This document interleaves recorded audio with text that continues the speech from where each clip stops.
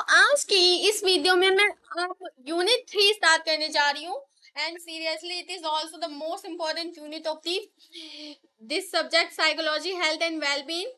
और इसमें एनहांस अभी तक हमने पढ़ा था कि कैसे हम वेलबींग और हेल्थ को प्रोडक्टिव बनाएं, उनके क्या क्या सॉल्यूशंस होते हैं, ये सब मतलब पढ़ा था और ये अभी हम सीखते आए थे। अब हम एनहांसिंग करने के वेज पढ़ेंगे, enhancing health and wellbeing. Enhance करने का मतलब मैं आप लोगों को सबसे पहले बता देती हूँ। एनहांस करने का मतलब होता है बढ़ाना, उसको एक एनहांस करना, अच्छी फॉर्म में एनहांस करना। ओके, तो ये यूनिट नंबर 3 का नाम है।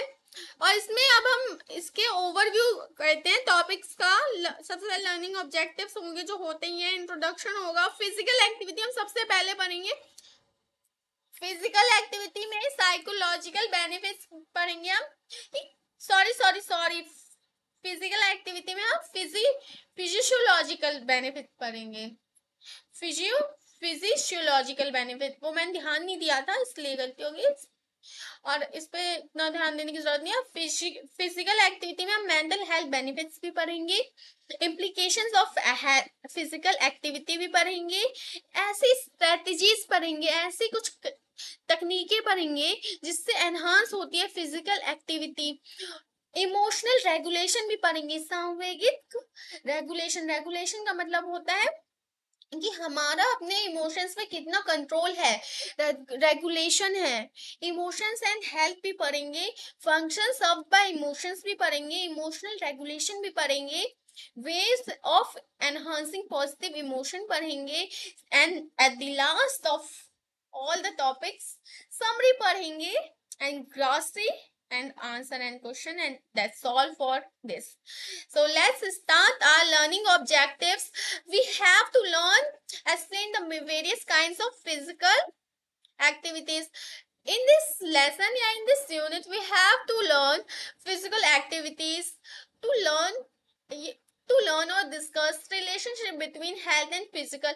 अब हम रिलेशनशिप या इस बेसिकली आपको मैंने इस यूनिट का ओवरव्यू दिया, तो इसमें फिजिकल टर्म का ज्यादा यूज नहीं है बिकॉज इस पे ज्यादातर फिजिकल फोकस, हेल्थ का फिजिकली फोकस बताया गया है कि एनहांस, बिकॉज इसका नाम ही है enhance health and wellbeing. Enhance करेंगे तो हम फिजिकल फॉर्म में। लेट्स स्टार्ट इंट्रोडक्शन, क्योंकि इंट्रोडक्शन मैं इसी वीडियो में कवर कर दूंगी, ओवरव्यू वीडियो में मैं इंट्रोडक्शन कवर कर दूंगी। इसके बाद में टॉपिक्स या तो मैं सब टॉपिक्स की वीडियो लाऊंगी या तो फिर मैं वन शॉट लाने की पूरी ट्राई करूंगी, ये वो देखेंगे इन फ्यूचर। अभी हम इंट्रोडक्शन एक्सप्लेन करती हूँ।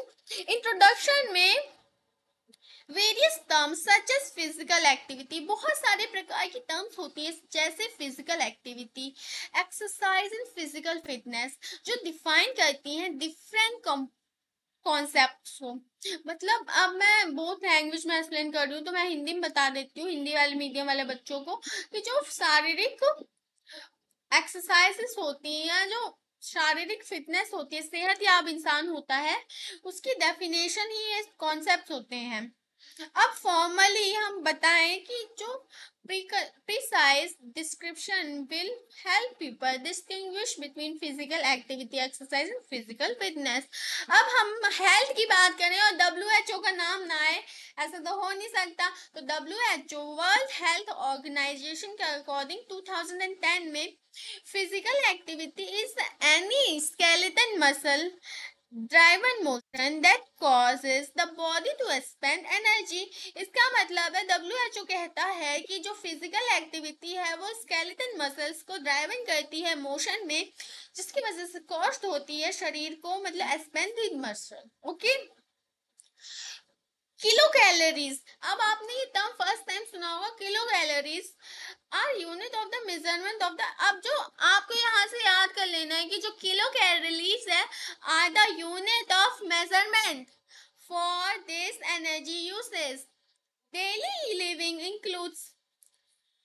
लिविंग में इंक्लूड करता है ये physical activity in a variety of forms including work, sport, domestic chores. Domestic chores का मतलब बहुत लोगों को पता ना हो तो घर के काम होता है, देखो, एंड अदर एक्टिविटीज।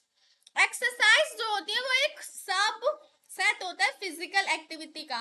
देखो आज के युग में मैं बता रही हूँ अपनी पर्सनल भी, और मतलब बहुत in the sense of overall most of the people do not have any exercise, sorry do not do any exercise और physical activity of any more, because आज के लोग के ऑफिस मतलब मजदूरों की बात तो अलग हो गई, मतलब जो लोग फिजिकल एक्टिविटी करते हैं, पर मोस्ट ऑफ द लोग मतलब ऑफिस वर्क होता है, वहां बैठना होता है, क्योंकि मैं भी अपनी दिनचर्या बताऊं तो ऐसा होता है। तो मैं साइकोलॉजी है ये, तो आप अपने से जितना कनेक्ट करके पढ़ोगे ना इसको, अपने से अपनी सोसाइटी, तो आपको ये एकदम समझ आएगी। क्योंकि पता है ये सब्जेक्ट जो है हमारे gender elective, skill enhancement, ability enhancing जितने भी हैं, तो ये सब सब्जेक्ट जो है ना ये हमारी पढ़ाई रट्टा मारने को चेक करने के लिए नहीं है, हम कितना अच्छे से समझते हैं, हमारी कितनी अच्छी अच्छी अंडरस्टैंडिंग है, वो चेक करने के लिए होते हैं। तो दैट्स ऑल। तो आप एक्सरसाइज के बारे में आप लिख सकते हो, क्यों नहीं लिख सकते हो, तो दैट्स ऑल, ये पढ़ाने की नीड नहीं है मुझे। मैं नेक्स्ट टॉपिक, ये डायग्राम बहुत इंपॉर्टेंट है, आप इसको अभी मार्क कर लो, ये डायग्राम आएगा पेपर में, आएगा इन द सेंस डायरेक्ट, अब हम 9th 10th में तो है नहीं, डायरेक्टली आ जाएगा ड्रॉ दिस डायग्राम।